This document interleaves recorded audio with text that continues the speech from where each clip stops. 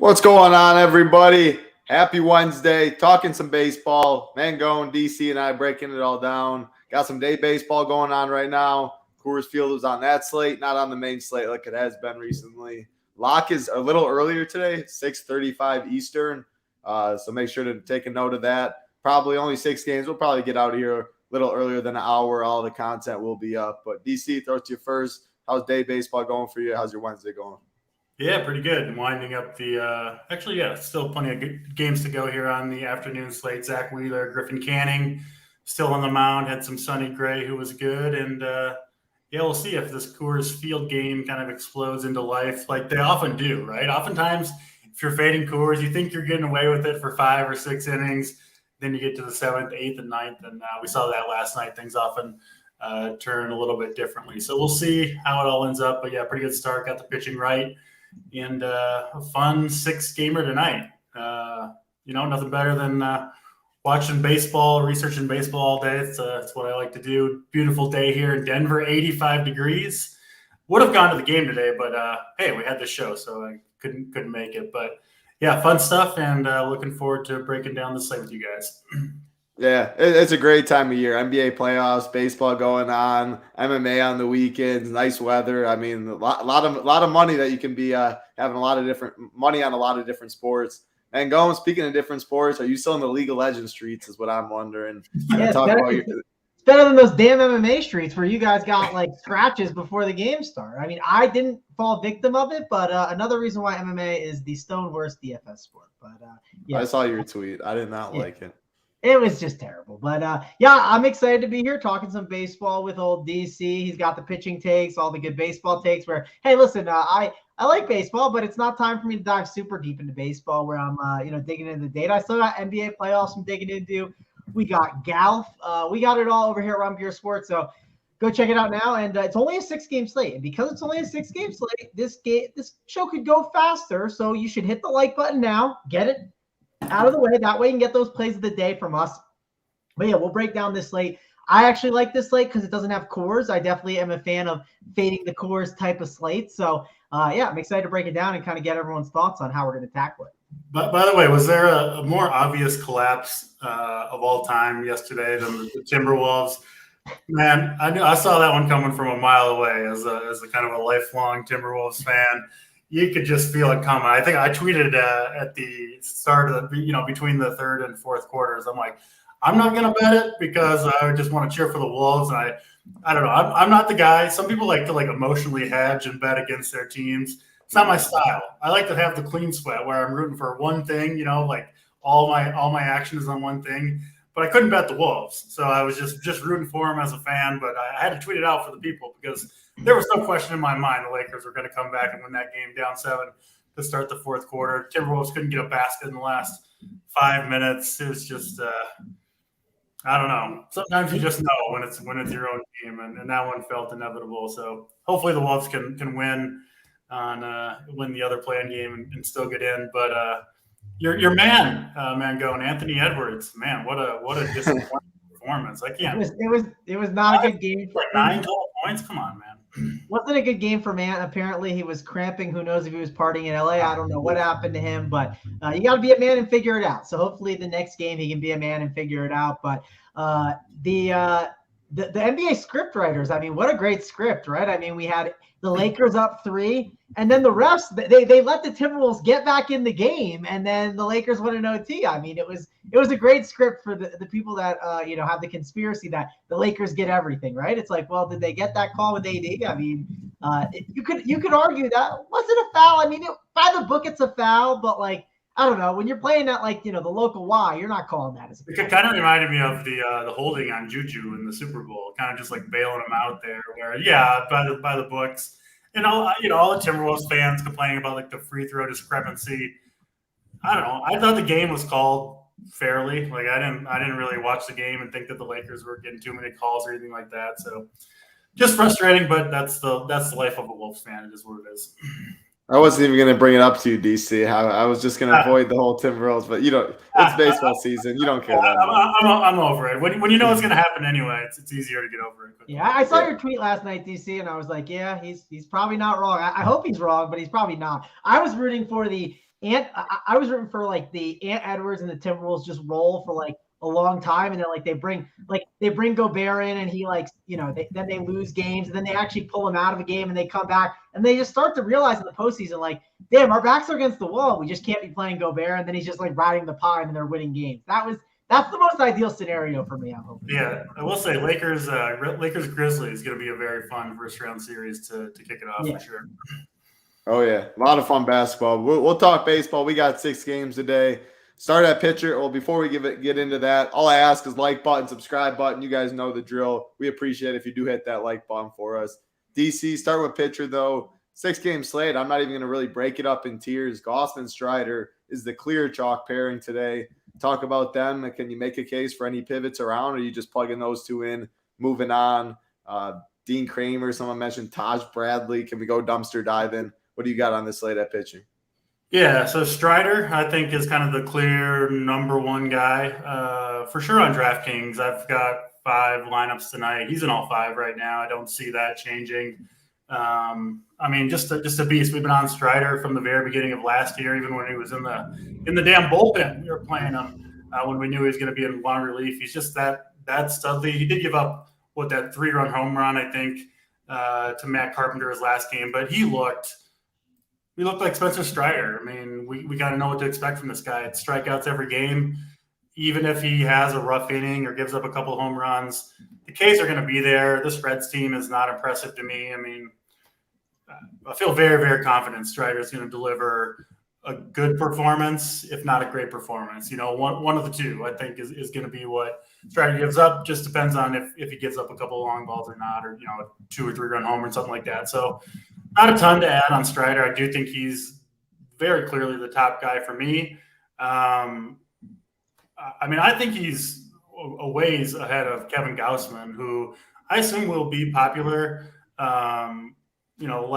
Yesterday on the show, Tuttle, you were there. I talked a lot about Alek Manoah, and I thought he was a really good fade on the slate.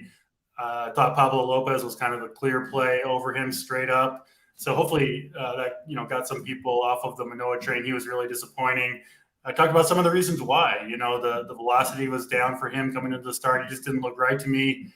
Kevin Gausman's actually pitched well through 2 starts, but in his last start, his velocity was way down, like 2-3 miles per hour on all his pitches. Now, sometimes pitchers just bounce back. It's a blip in the radar, or like the tracking system is off, or the velocity is down and they pitch well anyway, right? It is the Tigers. But anytime I see that for a chalk pitcher, I usually go a different direction and kind of hope that there's a little bit something wrong with them when everybody else is going to be on them anyway. So that'll probably be my approach, or will be my approach, frankly, with Gausman. I'm going to fade him. I think you can make the direct pivot if you want to Clayton Kershaw, who I think will be lower owned, but I actually do like him a little bit better straight up over Gausman tonight. But I think the better play outside of the pivot is to kind of go dumpster diving, like you said, Title. I really don't like the mid-range. So I'm kind of avoiding all those guys. We've had a bunch of slates like this where it seems like the true aces in this season of baseball, this kind of new era with all the new rules and everything, the true aces, the Striders, the Garrett Coles, the Jacob deGroms, the Shohei Ohtanis, they haven't really been affected. But like the mid-range of pitching, like you can't trust these guys at all. So I'm also willing to go down all the way to the bottom. Taj Bradley's an option at 4K, Rays prospect, getting the start here for someone went out on the IL for the Rays, but he only threw 51 and 55 pitches in his 2 AAA starts leading up to this. We know the Rays are like super cautious, right? We've seen even like Jeffrey Springs when he's dominating, they'll pull him after 82 pitches. So I think Taj Bradley, you're hoping for 4 innings. I'd be pretty surprised if he got through 5, and I think 3 is maybe like the number I would guess. So I prefer Dean Kramer a little bit. I mean, he gets the matchup with Oakland, right? The team you can stream pitchers against. Kramer did get up to, I think, 87 pitches in his last start. He's not anything special. That's not really the argument with Kramer. The argument is he's cheap, and there's really not that many good offenses on this slate, right? The ones that you really want, the Blue Jays, I think, are the top one. They're very, very expensive. So that savings you get going down from a Gaussman to Kramer, $4,500 in savings, it does go a long way. And that's my approach. Those are the two guys before I get to speak about here, I guess. Strider and Dean Kramer. And then the last guy, I guess in the mid-range, is Hunter Green, who huge strikeout guy. I actually really like the Braves. They are one of my favorite stacks. But Hunter Green is it's just like the most boom or bust pitcher. Like, it's all strikeouts. But if he's not getting strikeouts, it's home runs, it's walks. I do think he's susceptible to get blown up. And you look at this Braves lineup, obviously Acuna, Matt Olson, Austin Riley. When Hunter Green falls behind hitters, like if they're able to lay off the slider, if it gets down 2-0, he's just going to come in with that 100-mile-per-hour fastball, which is a great pitch. But if those guys know it's coming, and they will, because he doesn't really have an option if he gets down in the count, I mean, they can easily launch those out of there. I wouldn't be surprised to see the Braves hit 3 or 4 home runs off them, honestly. So I think they might be a little bit lower owned just because people do have respect for Green. And I get it. I'll have some Green too. But I do think the Braves have a lot of upside on the slate against him. I like it. Great breakdown. Man, going to you. Obviously, the chalk build, Gaussman. People are going to go him. People are going to go Spencer Strider. In your single entry, 3-entry max stuff, are you saying max one, get different at bats, play both? What do you like at pitcher? Yeah. So let's start with Spencer Strider, because if you had to pick one that I think you just kind of play, I think it's Spencer Strider. As the kids say these days, he's him, right? He just absolutely crushes, it seems like, every single time. We retired that last early basketball season, Mangone. I know, but it felt good to say, with you on the show not liking it and having Title, who's the youngest, it felt like that, that's what the kids say, it sounds like. So he's him. So yeah, Spencer Strider, definitely the best play on this slate. He's also 9.3K, gets the Cincinnati Reds. Also, we don't talk about this enough sometimes, DC, but we get the Cincinnati Reds outside of the ballpark that they can actually hit the ball well in, right? I mean, this is definitely technically a downgrade in park. So I think that does help too as well. This Reds team is so bad, I wouldn't be shocked if we get to June or July and they're calling guys up and their last name is Niehaus. It could be one of Big T's nephews in there. They're just bad. It's not a good baseball team at all. So do you think Spencer Strider is the guy tonight? Kevin Gaussman, I know DC brought up points with him. One counterpoint is it is Detroit, right? I mean, Detroit can't hit really many guys, but he is going to be chalky. He's going to have some ownership. He will be higher owned than Kershaw. I do think Kershaw will still come in with some ownership. One reason we still like these pitchers is the salary still does not matter, right? When it comes to pitching, they're just not priced high enough. Spencer Strider should be 11K on this slate. It's absolutely stupid that he's not. Make him 11K. Make this better. It's frustrating right now. So that's why you can just grab the raw points of a Gaussman or a Kershaw, and why these other guys will get a little bit under owned. One guy I don't mind is Nathan Eovaldi. I think Eovaldi is an interesting safe option. I don't think he'll kill you against the Royals. Could he give up a home run or two? Sure. But I just think he's going to be a steady, safe option at 8.2K. That could give you a little bit of differentiation at the ownership. I would like to know if the Texas roof is open. I think that could change my opinion a little bit. Do we have that status yet, DC? I believe we're still waiting, right? I think it's open. I think I saw that it's open, but I can double check here. Yeah, if you could double check for me, I'd appreciate it. But that could change the opinion a little bit, because again, that obviously helps the hitters. Open. It is open? Okay. Gosh. Yeah. I always like when it's closed, but it's okay. Alex Cobb is going against the Dodgers. That's another guy to talk about. That we know Alex Cobb can show upside, but do we want to attack this Dodgers offense, right? It's typically not a team we love to target. So that's another thing to talk about here on the slate. I know Tampa Bay's been incredible. We had a good ballpark. Well, Chris Sale, which Chris Sale are we getting? Are we getting the one that played against Detroit or the one that played against Baltimore? The problem is, do we want to take a guy like Chris Sale going against a Tampa Bay team that can get pretty righty heavy, even though it's in a good ballpark and they haven't lost the game?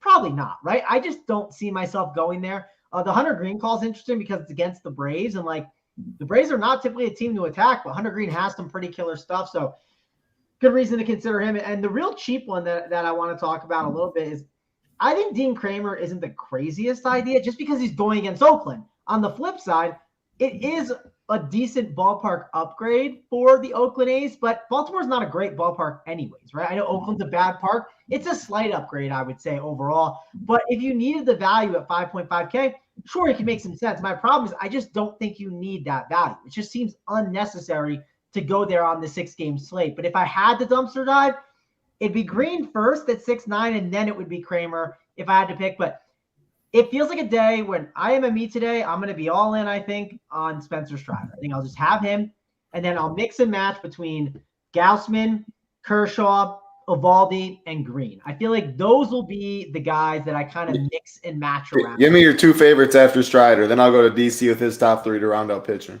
Okay. I would say, man, I still like Gausman a little more than DC, but I'll admit I'm not as deep in the numbers and stuff. And when DC says something like that, I definitely listen and think about it. Right now, I'm going to put Gausman in there, but I think DC brought up some interesting points that, I'll have to look a little deeper at for sure, maybe adjust some projections as well. So he'll be one. And then I'm going to put Eovaldi as number 2, even over Kershaw. I just think this is a spot where this Kansas City team is not that good of a baseball team. And yes, they have some guys that have some power and pop that can take advantage, but that bottom of the order ain't pretty. I mean, it's one we can definitely, take advantage of. The Royals today have Melendez, Witt, Vinny P, and then Salvador Perez. And then it's Kyle Isbell, Franmil Reyes. I mean, against the righty, that's not ideal. Massey, Alvarez, and Nicky Lopez. It's a bad lineup. So I think Eovaldi, as long as he can get through that 1 through 3, 1 through 4, he can have a really incredible day. And if he gives up one solo shot, so be it, right? It's like, yeah, gives up one, that's not the end of the world. He could easily still go 6 innings and have 7 strikeouts. Absolutely. DC top 3 before we go game by game. Top 3 pitchers. Yeah, Strider number 1, clearly. I guess I'll just say that the 3 that I'm using the most. Kramer number 2, and then Hunter Green number 3 for me. But like I said, I will also I'll be overweight on both Green and Brave stacks. Obviously not on the same lineup, but I think one of the 2 is gonna come through in this matchup. Hunter Green is just like you could play him against anybody. Like you could play him against the AL All-Star team in Coors Field. Just because when you're throwing 101 miles per hour like he is, if he's really feeling it and is able to locate, he can strike out any hitter in the game. He can just mow through teams. But if it's bad, if he's falling behind hitters, if he's missing his location, throwing fastballs down the middle, and if the Braves put the barrel on him, those things are going out of the park. Like they just are. That's Hunter Green. You look at his home run rates in the major leagues and the minor leagues, the walk rates. I mean, the upside is immense, but the upside stacking against him is huge too. So he's just a really unique pitcher in that regard. Yep, I like it. That's pitching on this slate. Very in-depth. Gausman, Strider, the chalk. Multiple pivots they just mentioned right there. Before we do get into the bats, though, like button, big red subscribe button. We always do appreciate it. Are a little hurtful right now. Anthony Title, who are your favorite pitchers? Definitely like locking in Strider. Feel good with that. I think you can get different at bats. Like I think this is a slate where you go Gausman, you go Strider, and you find a lower owned stack. Ownership's going to be pretty concentrated a couple spots we'll talk about, but that's kind of the route I would go if I had to go to the low. It's also hard to get different with your pitching because you don't get anything for it, right? Like it's not like, what? You get a ton if you go cheap at pitching. I mean, the Blue Jays are super expensive. The Braves are super expensive. Maybe the pricing is adjusted more than I realized, but I don't know. I think you can just get when I ran everything, literally all my pitchers are expensive. Like it's just I don't ever have to dive into them, and I'm getting like the Blue Jays stacks, right? I'm still getting that. So I don't know. I guess we disagree on that. I need your cheat code that gives you an extra 10,000 salary, I guess, because You just won't be stacking like Toronto. If you're playing Gausman Strider, you're not stacking top of Toronto. But the pivot for me would be I'd probably just pivot to Kershaw up top and go that way. I don't see myself messing with these cheap guys. Give me the innings, Gausman Strider, Kershaw. I think 2 of those 3 are probably how I'd go. Then find cheaper stacks. But I'll double check. I mean, I definitely thought I was getting more Toronto, but maybe I looked at this earlier, so maybe I read it wrong. I'll give it a look here one more time. Yeah, I go more so. Every slate's different. I go more so each chalk at pitcher, get a little different at offense. Let's go game by game though. DC started off with you 6:35 Eastern. Again, it is the lock time earlier than usual. Oakland Athletics, Baltimore Orioles got a 9 total. Ken Walchuk, Dean Kramer on the mound. Orioles are going to get some ownership right here, and they are cheap. If you do go like Strider Gossman, I think Orioles will be a popular route pairing right there. For that case, just alone, if I am going those chalk pitchers, I doubt I can get to too many Orioles. But they are in a good spot, no doubt, with their team total. They are cheap. And then A's will be contrarian. Do you have any interest in them, DC? Yeah, I don't mind the Orioles, but like you said, I think probably the most popular build tonight is going to be Gaussman, Strider, and then this kind of cheap Orioles stack, right? You can get 1 through 5 here pretty easily. They got a team total over 5 against a pretty bad pitcher. They just went off last night. It's not the best park to hit in, obviously, anymore with the fences moved back, but when it's 80 degrees and the wind's blowing out, obviously that helps a ton. Ryan Mountcastle, you have 9 RBIs, I think, last night. So, yeah, I do get it with the Orioles, but I'm just kind of trying to get a little bit different and not go down the same path that everybody else is going to go. And I think this is going to be a very popular one. So, yeah, I'll be mostly fading the Orioles. Obviously, they can do a ton of damage. Not only do they get the Waldichuk matchup, but the A's bullpen is just horrendous. I mean, this team's not even trying to win, right? They don't have any good relievers in the bullpen at all, really. Like, they're all bad. It doesn't matter who they bring in. So those are the teams that I think are, kind of can be even sneakier target than it appears from the starting pitcher. So I get it with the Orioles. I'm just getting a little different tonight.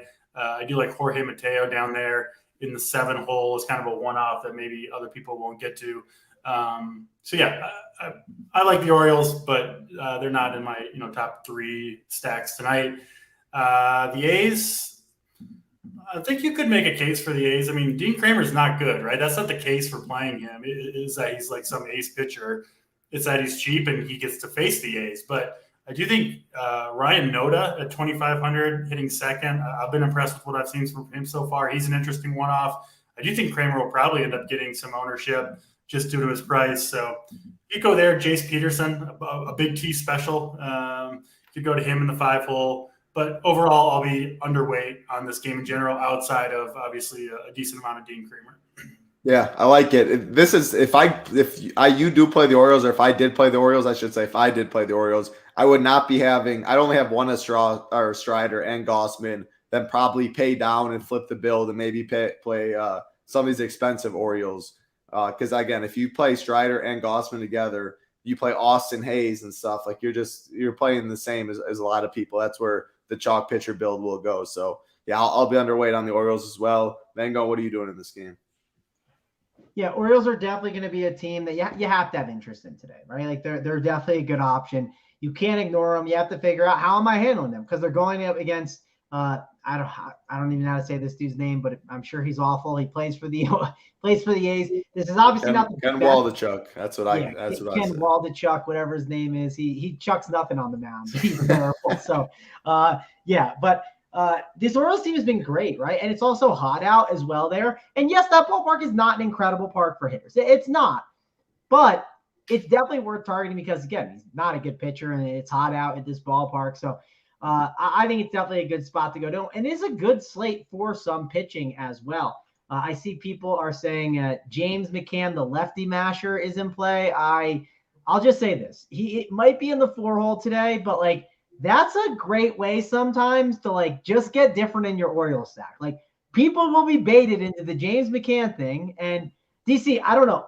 He was really bad with the Mets. Has anything turned and changed? Maybe, I don't know if he was going through a rough time in his life, but sometimes you just got to find the chalkiest guy in the stack. And I'll tell you this, James McCann is currently a very chalky option, and it's a crappy catcher. And he could be pinch hit for too. Why would we play James McCann lefty masher, DC? You have to ask Big T. I feel like Big T's definitely playing James McCann on this one. He loves the lefty mashers. I get it, though. I mean, the Orioles – but he hasn't matched lefties in forever. He's been awful. Like he was so bad with the Mets. That's true, but he is on a new team right now, and sometimes that can help. And you do see catchers; they're like really can be kind of streaky, right? Because they got to play like banged up and injured all season long, and sometimes you get to the start of a new season and they can be kind of fresh and ready to go. And he does have a history of hitting lefties well. He's 2,200 at clearly the worst position, so I can't hate on it too much. I'm not going there myself, but yeah, I don't know. I'll probably be tilted when he hits a home run. I'll say that. Yeah, I agree with you though, Mango. And he's definitely going to, if you're playing Orioles, it feels like that's an easy one to leave off just because that's where everyone's going to feel yeah, part. He's going to be part of the stack. Yeah, so I'm considering Xing him. I'm not saying I will, but or maybe limit the exposure, right? Like sometimes I like to do that. I just say, okay, let me limit the exposure. I don't need, sometimes when you run when you run stuff for baseball or even NBA, you look at it and you're like, okay, listen, I think this guy's a great play, but do I need to have 80% James McCann or something like that? No, you don't need to have that much. It's a little egregious. So you can certainly set some rules and limits on that. And again, if everyone's paying down at their catcher, you could always pay up for some other options in different spots that we'll talk about. But overall, yes, Orioles are a good team. Like Mountcastle, Urias, definitely a good option that you can plug in there for cheap. Hayes is a cheap option as well. There's tons of ways you can go about the Orioles stack. I think it's a good stack today. Not one that I would totally ignore. And I won't ignore the A's as one-offs too, right? Like a Ramon Laureano could be an interesting one-off option. These are not guys I'm going to X completely from the pool. Because again, like DC said, Dean Kramer's not that good, but obviously some of these Oakland A's aren't great either. I don't think you need to X them from the pool, but I would X them from a stacking perspective. But as a one-off, I wouldn't hate it if there was like a cheap value that popped into your lineup as a last-second play, because the A's have shown at times they do have some power and pop. I like it. We'll keep it rolling. Move to the next game of the slate. Orioles will be not very chalky. They'll be one of the chalkiest teams on the slate for sure. Let's keep it rolling to a game that's not going to be very chalky. Boston Red Sox, Tampa Bay Rays, Chris Sale, Taj Bradley on the mound. DC, I'll go to you because I have interest in Tampa. Love Rosarena's price tag, 6.1K. People aren't going to really get there with that price. People aren't really going to be on Tampa. Have expensive bats, but have a lot of cheap bats as well you can mix in.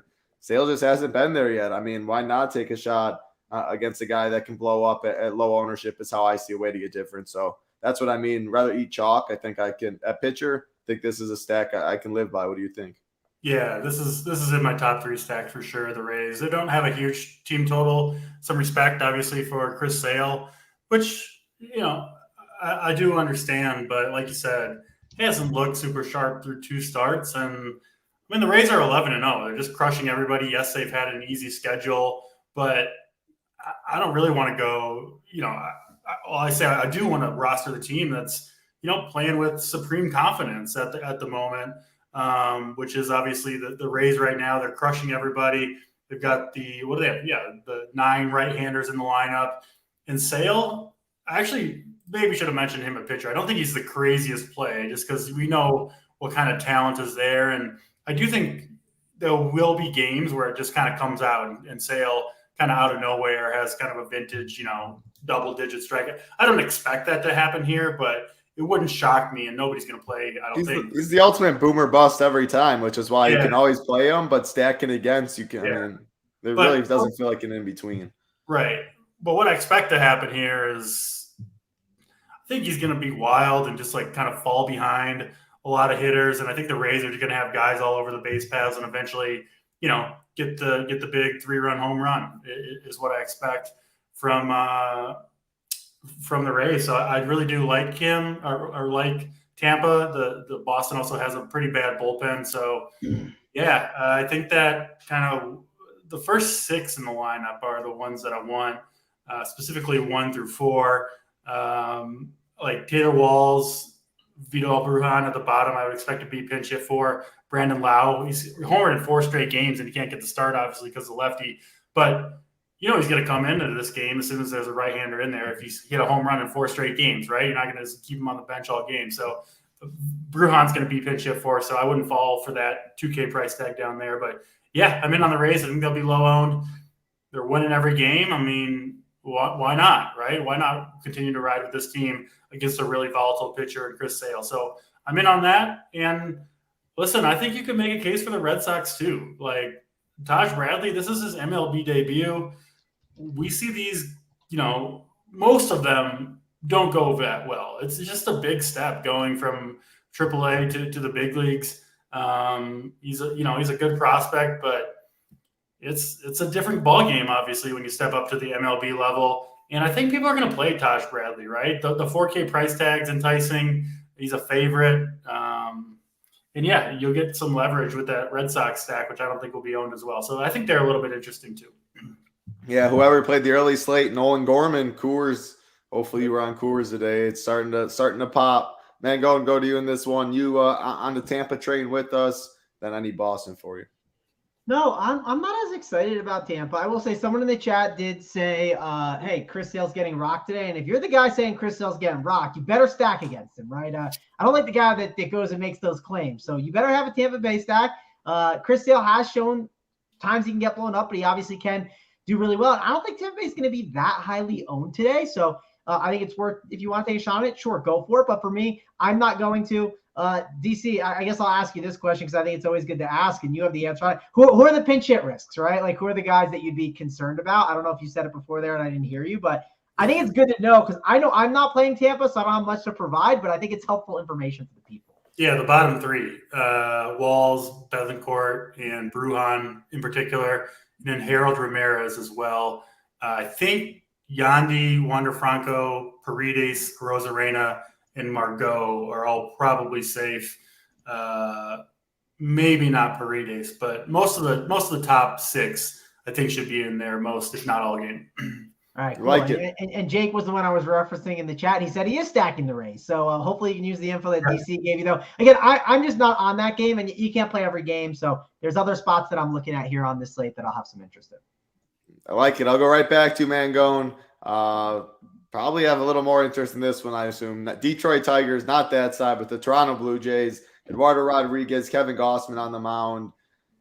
Tigers, I mean, I guess wouldn't be the craziest 6-game slate. It's a better slate than yesterday if you wanted to go game theory wise. Gossman will be super popular. Still don't think you need to do it on this slate. Prefer going with someone like the Rays or something who's already going to be low owned. But other side, Toronto, they're going to get some ownership. I feel like they're going to be, and if you play like a Taj Bradley or you punt a Dean Kramer, that's where people are going to be able to stack Toronto because the top of the order above 5K, it's hard to go Strider, Gossman, then stack Springer, Bichette, Vlad, etc. So, Mangone, I'll go back to you. I think Toronto and the Blue Jays are at the chalk, or Toronto and the Orioles are the chalk on the slate. Are you if you're playing Baltimore, are you going to play them with Toronto? Talk a little game theory like that and what you're doing. Yeah, so before we dive in too deep into Toronto, let's talk about how I said before, I think the 5-mans work, and they do, but there's more to the story. You're not getting the 5-man that DC wants, right? You're not getting the Springer and everything. So yes, you're not getting the top of the order. I do want Vladimir Guerrero instead of Santiago Espinal. You are correct, sir. Correct. You will get, yes, but you have to take some sacrifice. And the key that you're getting at, DC, is your mini stack is also awful. Your mini stack is terrible. Now I'm going to go through. Let me read you some of the mini stacks that I'm seeing, right? And when you hear these, you're going to be like, man, this is brutal. Your boy Brent Rooker is on a lot of teams, DC. Former not on my teams. I don't know what you're talking about. He's a former Minnesota Twin that you touted in the past. He was your guy. I'm just being honest. Don't tell me who's on my mini stacks. I can go on these RPS streams and find you touting that guy, and he sucks. He's on the A's now and is terrible. I'm sorry. Kevin Smith. There's Bobby Dahlback. There's obviously some James McCann and Austin Hayes mini stacks. You got a Bobby Dalbec and a Yu Chang mini stack. It's kind of ugly. I don't have any of those players.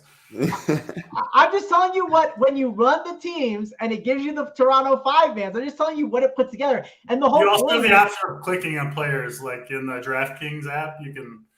You can choose the good players in your lineup. Well, yes, but this is where the advantage of not just sitting there and putting the projections in and running things comes to an advantage, right? And actually digging deeper and trying to figure out why is it doing that and how can I build sharper teams.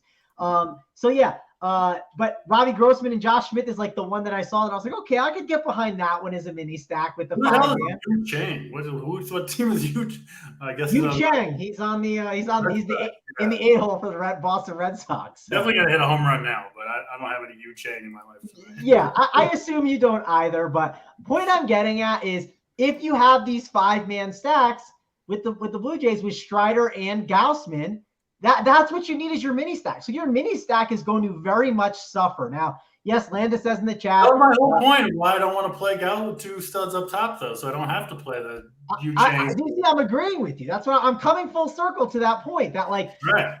you might have to take a shot on one of these cheaper pitchers to get that full stack. But if you decide to just go in there and press optimize with things and set up your stacks, you're not going to get it correctly, right? You're going to have these crappier teams, and it's just definitely something you have to think about. So today, when I go through and finalize my teams, I'm going to make sure that I'm not stuck with a Brent Rooker and a Yu Chang as, some one-offs here. You know what I mean? I'm going to make sure to make some adjustments there. So that's definitely something to mention. With this team, I agree with you, DC. I want to make sure to prioritize. Like, if you're going to play the Blue Jays as a 5-man, you don't just go down and just grab all the crappy players. You go up and prioritize them. You go get Vladimir Guerrero over Santiago Espinal, right? You just do that. If you take anyone that's like towards the bottom, like the 1 through 5 is great. So then it's like, what do you do with Whit Merrifield, Espinal, Danny Jansen, and Kiermaier? My rankings of them would probably be, I'd probably put Whit Merrifield number 2 just because I do not like that position in general. Second base, it's not great. I'd probably put Danny Jansen number 2, Kevin Kiermaier 3, and then Espinal 4. That's how I would rank that bottom of the order. But overall, this is a really, really good spot for the Blue Jays. If you are going to play them, make sure to go up and get them. Try to figure out how to get different with your pitcher. And make sure when you do it to get a really good mini stack in there. Maybe it's better to do – I'd experiment. If you do prioritize the Blue Jays 5-man stack, experiment with like a 5-1-1-1, experiment with the 5-2-1 or the 5-3. If you put the 5-3 in there, it just might spit out some really bad Blue Jay stacks. I recommend messing around with either the 5-1-1-1 or the 5-2-1. That's how I would experiment with my 5-man Blue Jay stacks. I like it. DC, what you got in this game? Top of Toronto order, not the bottom. Pretty simple. Just that 1 through 4, Toronto is what I really want. Springer, Bichette, Vlad, and Matt Chapman, who is just smashing baseballs right now. Sometimes I like cutting off the stack at 4 when there's like a true power hitter, Matt Chapman, at the end of the stack, right? Because you can kind of finish it off with the big home run, and then maybe the rest doesn't do so much. So that's what I'm on mostly. Like Varsho, I don't love the left versus left there. And then the other guys, I mean, Jansen's okay just because he's a catcher, but I'm not super interested in the bottom of the order. So I'm paying up for the big dogs if I'm going to Toronto. It kind of, at least in my eyes, kind of defeats the purpose to play Toronto with the Toronto bats that aren't any good. So, I love the top half of the Blue Jays, but I'm gonna mostly stick to that. And then Detroit, I'll pick off a couple bats here. I played some of those. I was on the wrong Detroit bats yesterday. Kind of those lefties at the top of the order against against Manoah. Right idea, just didn't work out yesterday, but I'll go back to it. Bierling, Bradley Green at the top, Kerry Carpenter. I don't mind those guys against Gaussman. Again, I do have a little bit of concern, not the same level that I had with Manoah yesterday, but not fully as confident in Gaussman as I think the field is. So I don't mind picking up a one-off or two. Not going crazy with it, but trying to. Gaussman does give up home runs, and if he is a little bit diminished, like I think he might be, I could see crazier builds tonight. Yeah, makes sense. I mean, it's against one of the chalkiest pitchers. You can never say no to that in baseball. We'll keep it rolling, though. Next game on the slate, we got 6 games. Appreciate it if you do hit the like button for us. I won't really be on Toronto too much or Baltimore because I like the chalk pitching. And like you said, if you stack Toronto with those 2 top pitchers, everyone's doing the same thing at the bottom of the order since you can't do the top of the order. So just know that if you had a secondary stack, would have to be very low owned. Keeping it rolling, Cincinnati Reds, Atlanta Braves, Hunter Green, Spencer Strider on the mound. DC, I pretty quick on the Reds, I assume, and talk about the Braves. Yeah, no Reds for me. Obviously, if you go there, you're going to be massively contrarian, but I'm not going to do it myself. And then, obviously, very interested in this Braves stack. I think they're going to go you guys can maybe say ownership. I haven't looked that up, but I think they'll go a little bit overlooked. Just because of the respect people give for Hunter Green, which I get. I love Hunter Green as a pitcher. I'm playing him some today. I'll be playing him a bunch in the future. But I also think he's very much a pitcher that you can get blown up, especially against a team like the Braves that has all this power. You can also run on Hunter Green. Ronald Acuna been off to the races early and often. Matt Olson looks as good as anybody. He really has done almost nothing against left-handed pitching, which, when you look at his overall line on the year, is he up to 4 home runs? Yeah, just absolutely crushing 12 fantasy points per game. it's all been against right-handed hitters. He hit the hardest hit ball of his life, I think, yesterday or 2 days ago, whenever that was, just a monster home run. And Braves are going to get their chances. These power bats against Hunter Green when he falls behind in counts and just goes to his fastball, which of course he does when you've got a fastball like he does. But these Braves hitters are good enough, and they've got enough bat speed to square one of those up or a couple of those up when they know it's coming. So I do really like this Braves team. I don't think you have to full stack it, right? Because you're really trying to pick off home runs against Hunter Green. That's kind of the goal. So you can actually absolutely use one-offs against him. Full stack is fine too, because he can be wild at times, but very high on the Braves. And then honestly, most of my teams are Brave stacks or Hunter Green. If I'm not going Braves, kind of one or the other. That's, I think, I don't know, the hidden thing of this slate maybe that most people aren't realizing. But yeah, that's the approach that I'll be taking. And with the Braves, I do want the power against Hunter Green. That's his weakness. It's kind of obvious who that is for the Braves. The top four: Cunha, Olsen, Riley, Murphy. Braves, Blue Jays stacks, and then kind of go into some cheaper pitchers is going to be a lot of my approach tonight. Yeah, I like it. Yeah, you said Braves. The Braves will definitely be lower owned. Of course, people always will play the Braves, but they're definitely going to be behind Toronto, be behind Baltimore. They're a pretty contrarian stack on this slate, and I like it for sure. Mangone, 73 degrees there in Atlanta, not scorching hot yet. Pretty under-owned team. It's the Braves, though. What are we doing? And then I assume you're saying no to the Reds.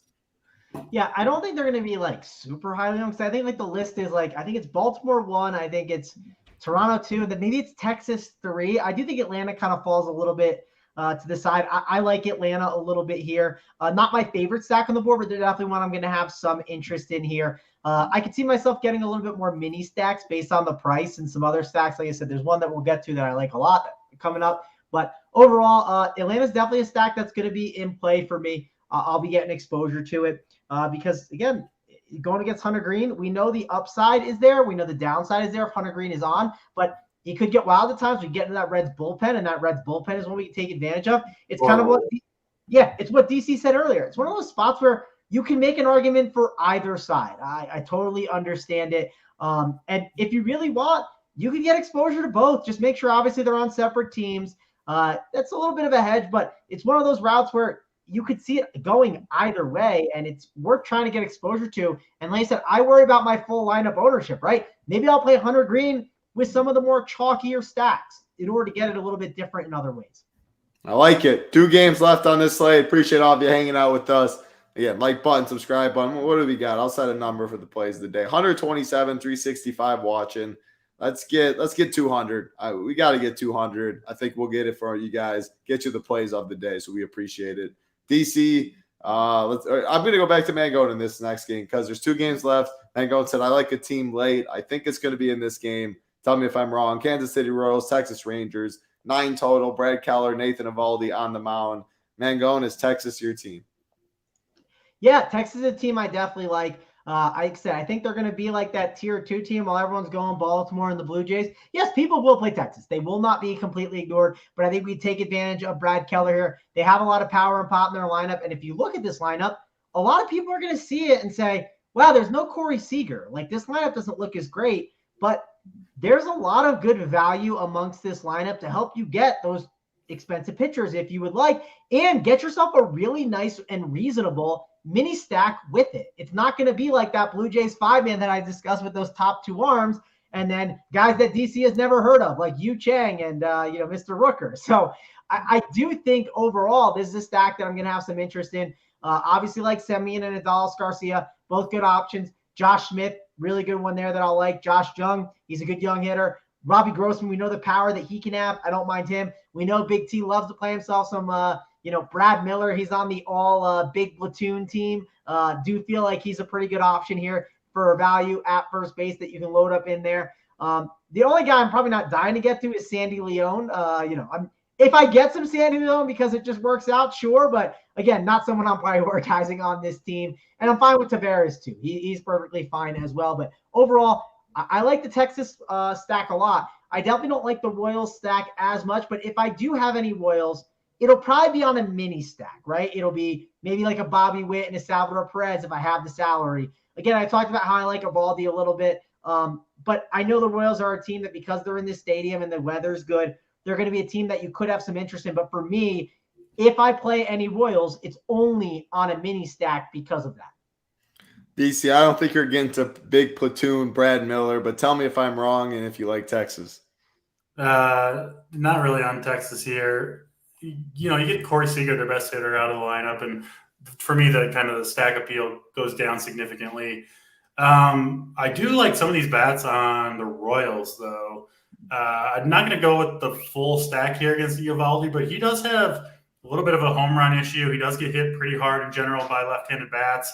And, if you look at we're early enough in the season still where you can have really, really bad numbers and still be hitting the ball very, very well. That's the case for MJ Melendez. He's got 6 or 7 barrels, which is near the top of the league, 97 mile per hour average exit velocity, which I think is 3rd overall in the league behind like Matt Olson and Vladimir, he's just right up there. He's just absolutely crushing the ball. It just hasn't worked out for him, right? It's flying out to dead center field, whatever it is.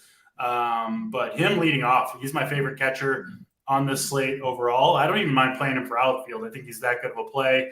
And then Vinny Pasquantino, too, 3,300. He's getting hot right now. One of the best young hitters in the league, swinging from the left side. He's got power, discipline, all that stuff. You can certainly fill out, you can fill in with Witt and Perez if you want to. But my preference is to kind of pick off, 1 or 2 guys and try to get the home run off of Eovaldi while I stack a different team. Melendez, Pasquantino, my 2 favorites there. I don't even mind some of the cheaper guys. We'll throw them, I guess, a tier above the Yu Changs of the world, but Kyle Isbell, Michael Massey, in that 2,500 range if you need some savings and if you're maybe on Melendez and Pasquantino otherwise. I don't mind kind of filling out a little mini stack with those guys, the lefties, against Eovaldi. But, I do think the Royals have a chance to hit a couple home runs here. I like it. They'll definitely be very low owned. Last game on the slate, 1 more left. I set the likes at 200. I'm not even going to lie. I would be very shocked if we get those. So probably plays the day in the Discord. Appreciate if you do like it. If you surprise me, get you 2. Well, all of us will get you 2 plays of the day if you do surprise me, but I still don't have too much confidence. Last game of the slate, Mangone, go back to you. We got the Dodgers. Assume you don't really play the Dodgers or the Giants too much this time of year. I feel like Mangone. It's pretty chilly there. 55 degrees in San Fran. Think you're gonna say fade? I say fade, but tell me if I'm wrong. Yeah, DC, 55 is not too chilly for us, but for old Titletown, 55 is way too chilly. He can't handle it. 55 is chilly. 55 in San Francisco is cold. I don't know if you guys have ever been to a game there. It's not great. It's a little different than like the sunshine 55 we get here in Denver. Yeah, that's possibly fair. I have not been to San Francisco. Sun's down. Come on, man. DC doesn't want that either. Yeah, I get it. Title is always freezing cold. Actually, Title when he came to DC, Denver, he was like, it's still too cold. I can't handle this. Yeah, it was. But anyways, this is not a game that I'm that excited about. 7.5 implied run total. Clayton Kershaw versus Alex Cobb. Now, I'll give you this. If you're the guy that, like, for instance, let's say you played the Dodgers last night. I believe it was last night. They had like a pretty big game. Max Muncy hit, or maybe it was 2 nights ago. But if you played the Dodgers recently, this is one rule of thumb. If you played them recently and they popped off for you, and they're going to be loaned again, just go ahead and play them again. Like, I'm not going to argue that. But I did not. It just hasn't happened. So not going to be on the Dodgers here. I think there's other spots that I would prefer. Obviously, if we get to the stack section and talk about that, I'll mention them there. But Dodgers and Giants are not stacks that I have any interest in. DC, fade, playing any of these teams? No, pass on this game. Two pretty good pitchers. Really tough park to hit in. I do like Kershaw some, but not nearly as much as Strider. So I don't know if he's going to make many of my lineups. It's pretty much it. No hitters for me in this game. That's all 6 games on this slate. We'll get you our favorite stacks. We'll get on out of here. Again, early lock, 6:35 Eastern today. I'll just say my favorite stack. I like the Rays. I'll take the low ownership. I like Eaton Chalkett, pitcher up top, playing a contrarian stack. I'll pick the Rays today. Hopefully Chris Sale is not on his game. Mangone, top 3 stacks. Yeah, for me, I'm going to say Texas is definitely up there. There'll be one stack that I really, really like. And then I'm going to put Baltimore in there as well. I like Baltimore. And I'll say I like Toronto, but more for mini stacks. And I'll give you 4. I'll give you 4 overall. I like Atlanta. Those are really the 4 stacks that I'm focusing on tonight. They're Texas, Baltimore, Toronto, and Atlanta. Those are the 4 4 stacks. It's like half the slate, Mango. Yeah. What? What'd you say? You want a couple other teams to throw in there just in case? No, that's it. It's just those 4. I'm going to X out all the other ones. I'm gonna make, and what I might do too is I might X out Toronto. One rule I like to do is I might X out the 5-man stack of Toronto and just play mini stacks instead. That's one thing I like to do to still get exposure to the good chalk pieces and just avoid the entire 5-man, and I can still catch those one-off home runs. Yeah, I was thinking when DC was saying that, I was thinking of the chalk gif where you're just smashing your head by the chalkboard with that. Mango, Yeah. Hey, that's what I was thinking. I think it's a good slate for the chalk. I don't know what to tell you. Hey, if the chalk can win, chalk was Coors earlier, and guess what? Chalk's gonna win, and chalk wins all the time, Mango. There's not usually it's me on your side today, but I like contrarian route. DC, what route are you taking? Yeah, I gotta go with my Braves. No message from Gary today. Usually I get a message sometime in the Discord saying, he feels personally offended if I'm not on the Braves. But I guess that won't be the case today. I am on the Braves train against Hunter Green, my favorite stack today. I like it. Go follow Mangone single entry 3-entry max contest. I think Mangone's shipping right in our face today. I just got a feeling. Mangone's confident. With you, Chang, and Brent Rucker, it's going to be painful. Yeah, I'm gonna make sure to keep them in the pool just to own. Yeah, that's what we do over here. Use the promo code Mangone15, gets you 15% off. Basketball on today, baseball again. Baseball locks 6:35. Basketball at 7. All the content will be up at Run Pier Sports. Head over, check it out. We'll be back tomorrow, as always, though. For DC, Mangone, I'm Titletown. Good luck, everybody.